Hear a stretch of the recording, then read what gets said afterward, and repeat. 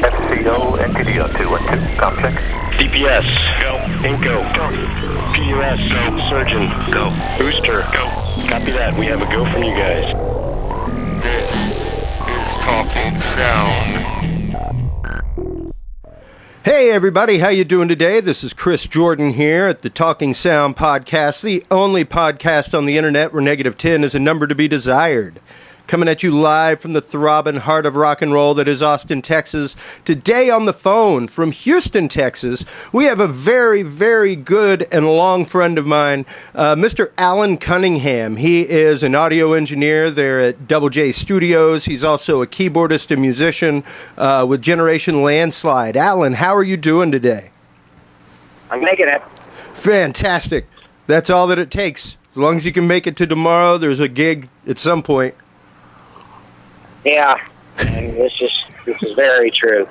It's funny. We have actually had a few false starts in this interview because we've both had phone calls or technical issues, something like that. So it's great whenever you have an additional tech on the line with you to be able to help you out with the problems with your own podcast. It's a great thing, isn't it?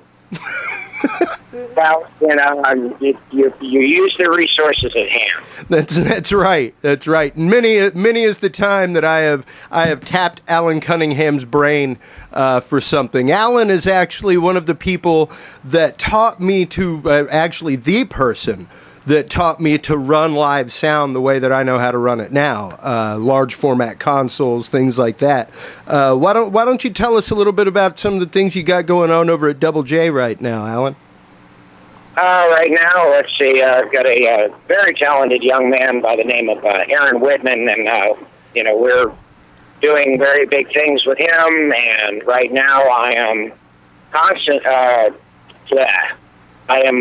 currently just started last night remastering Nicole Lorraine's one of her albums we had already done, but I didn't have some of the goodies that I have now. Yep. In operation, so. We went back and we gave it a listen, and we're like, no, it doesn't measure up to the kind of quality that we've come to expect. And so, as of last night, I started remixing and remastering, a whole other album that we had already had in the can, or so we thought. And isn't that always the way you get to listening to stuff, and especially, and I've always recommended to people, whenever you do a recording, like, give it about a good, if you can, a week. If you can wait, give it a good week, and then come back and listen to it with totally new ears. Well, the thing is, it's been almost a year. Yeah, it's been a while that I know that y'all have been working on that. But the thing is as soon as we had released it and realized that it wasn't where it needed to be, which was about the same time we released the second album, the full electric album, that's when we went back and we took a look and we're like, oh, no. And started looking at the levels and things like that, and it's just, I'm not into heavy mastering. I don't think things need to be slammed. If you're mastering to the point where your dynamics just disappear, you're doing it wrong. Well, and that is one of the things that I'd like to talk with you about today, Alan, because like we were saying a minute ago, you've actually come back to some of the musician side of yourself and playing and things like that, and you've actually sent me a few tracks over the last year or so that you've done. And some of them, man, are just amazing because you're literally playing everything. You're singing everything, and you're mixing and mastering it. And some of it sounds really great. And one of them that I want to talk with you about is this one right here. You ready for it? Sure, go ahead. All right. He came on a summer's day, bringing gifts from far away. But he made it clear he couldn't stay. No harbor was his home. She hears him say, Brandy, you're a fine girl. What a good wife you would be. Such a fine But my life, my love, my lady is the sea. Yeah, Brandy used to watch his eyes her stories. She could feel the ocean falling rise. And that is just it's a great track to begin with, in its original version, but what you've done with it and the new energy that you've given it is really amazing. Why don't you tell us a little bit about the process that you had going on in that song? Well, first, let me say that all rights are reserved to their respective owners of the music, since everything that you've got from me is a cover version. I must say that, all of the rights belong to their respective publishing companies. That's right. These are just tracks that you've done for your own fun and scratch material, things like that, testing gear, all that kind of stuff. But like I said, even though you've done them just for fun, it really comes across as a great mix, a great auditory rendition of what the mix sounds like originally. So, Give us a little bit about what you did to prep those tracks. Well, I mean, as far as the prepping of the track, I try and keep things in an analog mind frame. I mean, granted, I'm using the latest technology and all that other stuff, great. But the thing is, the technology is great, but if you don't apply it, I came up in a different kind of, infrastructure. When I first started learning to record tape, it was analog consoles, flying faders, things like that. Everything was pretty much, you're routing out to outboard effects and things like that. I approach even a digital format like an analog format. So I try and keep this, just absolute bare essentials. Yeah. Compression and EQ, things like that. If it doesn't need something, I try and let the natural sound of the instrument come through. Granted, the keyboards, they were all done with a Yamaha motif, with an older motif. Mm-hmm. But everything else is live instrument. The guitar is actually direct into the console. I'm using a Yamaha 1 V96i as the front end. But, okay. There's a couple other things. I've got a DBX 160 inline on the input channel of that.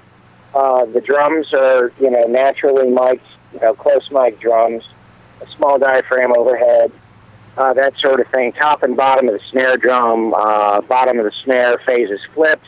But for the most part, I just try and...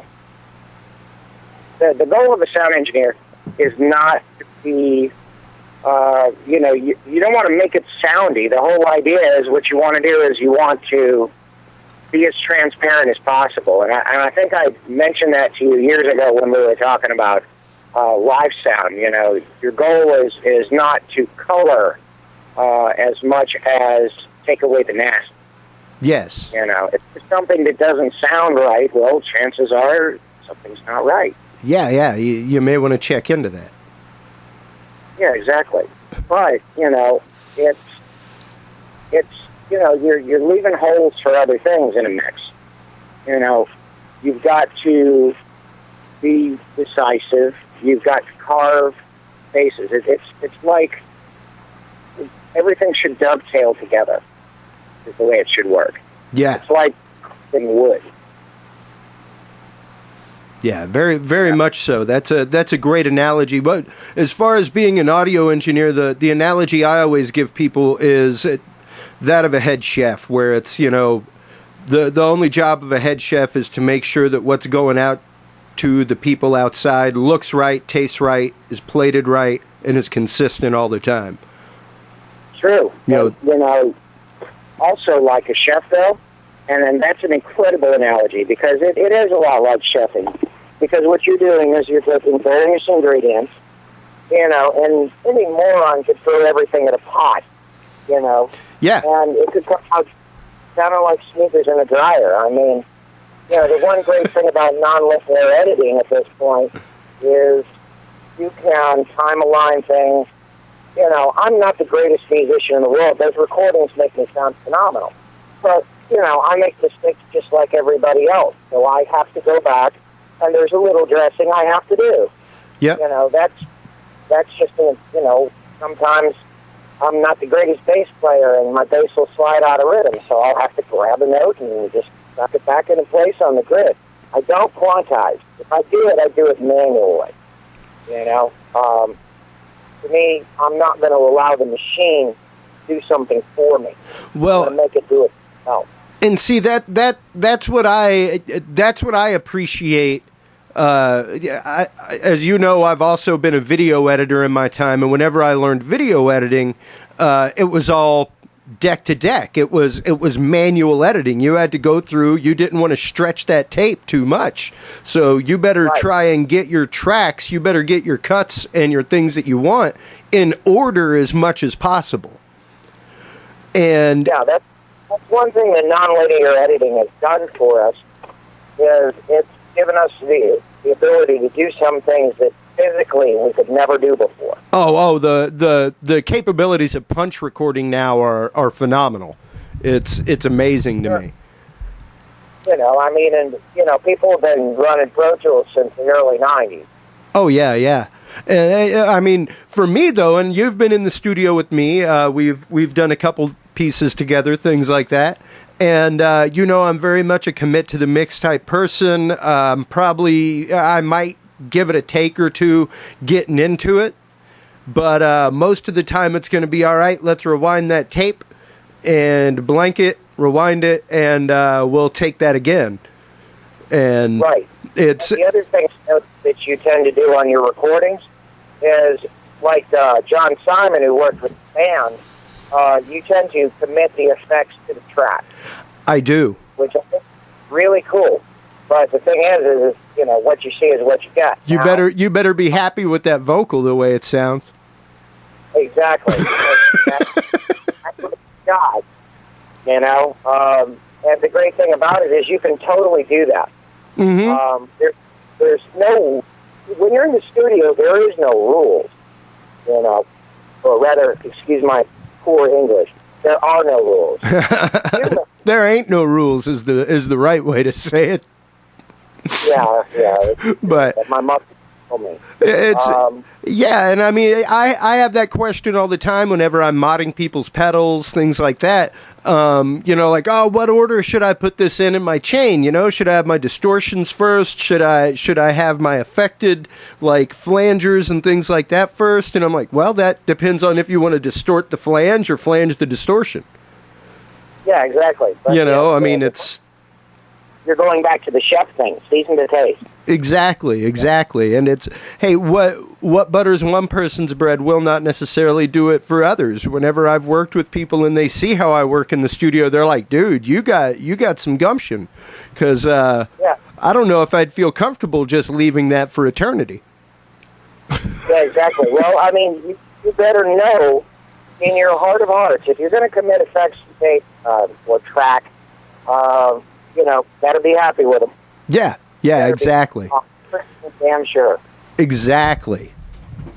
And one of the fun things that I find is being able to come back later on and actually listen to those. I do a lot of my recording, as you know, on an analog 4-track. And I still love using it. Even though I have a full digital console at my disposal, I will record to that as the front end and then go in and take it through my digital preamp. That way it's got a good analog front end sound, and there's just a warmth that you cannot replicate with a 1 and a 0. Absolutely not. And that's just it. There's some things that analog can do that digital will never truly be able to emulate. And a lot of it has to do with the tape effects themselves. You can have all the best damn plugins that money can buy, but a lot of good that's going to do you if you're looking for an analog specific effect. Take for instance, His Royal Majesty Frank Zappa. Uh-huh. Okay? go back and listen to songs. You know, like I'm trying to think what is a good album. Apostrophe's always a plus. Which one? Apostrophe. That is actually the album I was thinking of. Because a lot of the super low vocal effects and things like that, they were recorded, you know, and that was all done by tape manipulation. Exactly. So he would, yeah, exactly. He would do double speed on the tape. He would run it up to 30, and then he would play it back at 15. Yep. You know, but recorded in his natural voice. But that's how you get, you know, those great, you know, really low, you know, and for lack of a better term, devil vocals, you know, on songs like "Dirty Love." Well, and you know, I'm very. I have a great affinity for reverse recording. I love recording in reverse, and I did it so much that I got to where I could hear a track reversed in my head as I was playing it. But it's different whenever you hit a reverse function on a digital console, and it just simply reverses it, as opposed to when you have it playing on tape in real time. Yeah, exactly. Like I say, there's certain things, you know, because the console and the program that you're using have to take in, you know, the whole thing and then think about it and turn it around. Exactly. You know, but if you're operating on tape, you just turn the tape around. Yeah, exactly. You flip it over and track 4 becomes track 1 and have some fun. You know, start counting backward. And, you know, great things can happen that way. And what I find funny is the fact that, yeah, there are some things that, you know, digital can do, but it doesn't quite do it the same way. Like I said, a reversed vocal off a tape sounds totally different than a reversed vocal off of a digital track. Absolutely. And then, you know, you've got other things like the individual flavor of a tape machine. You know, a Studer doesn't sound like an MCI. It doesn't sound like a Sony. It doesn't sound like a, you know, it's its own personal thing, the way the tape's lined up, what kind of tape you're using. I mean, there's so many variables that go into the way, you know, the room. That's, you know, take, for instance, Muscle Shoals. Yeah. You know, there's a reason, you know, it's a combination of things. It's not just any one thing, you know, that makes the sound of a recording. So, I mean, if you're going to make a recording, look at all the factors that come into play. What are you using for mics? If you use the right mic, you don't have to equalize as much.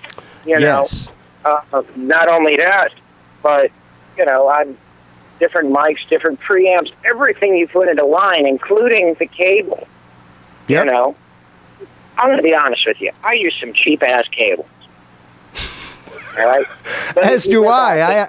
I actually found a cable on my wall the other day.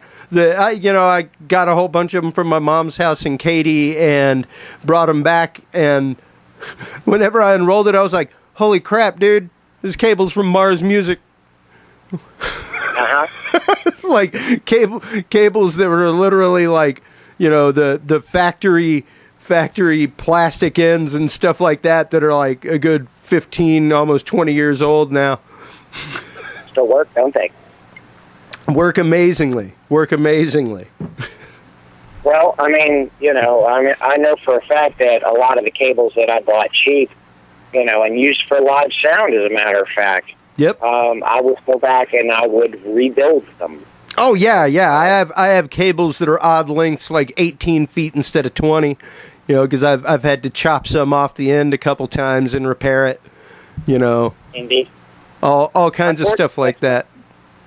I'm probably going to have to wrap things up here pretty quick, but... All right, no worries. If we can have you for about another 10 minutes, that'd be great. I think I can do 10 minutes. All right, awesome. Because mainly, I wanted to go into this next track real quick. I mean, we covered a little bit about, how you started doing the Brandy stuff and things like that with that track. This next one is actually, I was very impressed to hear you playing it, and because it's very unquintessential Alan Cunningham. So let's take a quick gander at it.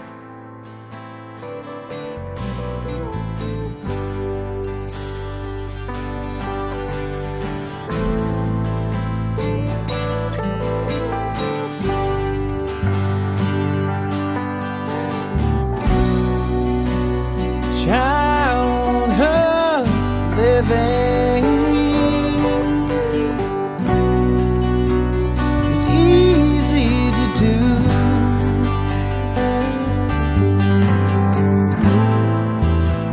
The things you wanted, I bought them for you.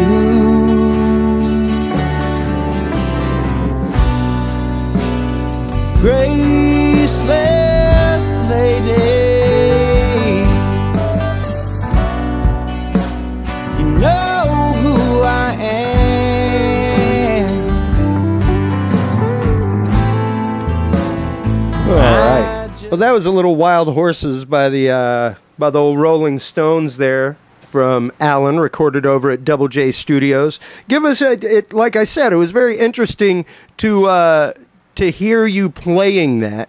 I know that you have nothing against the Rolling Stones, but that one in particular is a very down-tempo, very country song, and I found it interesting to hear you stretching out that direction. I'd always liked it whenever you played things like the Allman Brothers, that kind of stuff. I thought that you had a fantastic dulcet tone to your voice for that kind of thing. So what brought you around to playing that?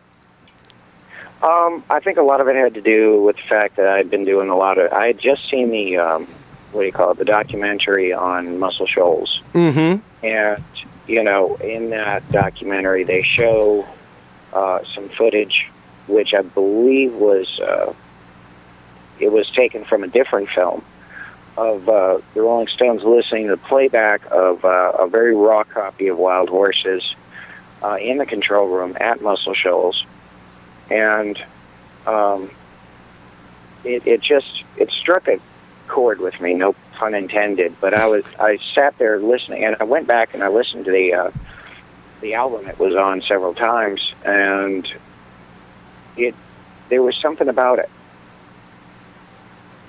There was just something about it that just struck me. And what most people don't realize is, yes, I'm a New Englander, but I do have a lot of country influences. I mean, Merle Haggard, all kinds of stuff. And I mean, a lot of people, when they hear me playing guitar, they say, Alan, you sound country as hell. Even though I might try and play rock licks, they do. They come out sounding country. And I mean, I can't help that. But I mean, it's like David Gilmour when asked, how is it that, he was able to make the notes sound so bluesy like that. And he said, well, it's mostly because of my short fingers. It's the only notes I can make. Yeah. Not that I don't know how to shred. shred, I just can't reach it fast enough to do it. Yeah, exactly. So, he played his strengths. That's just it. And so... I figured it was a song, that I could,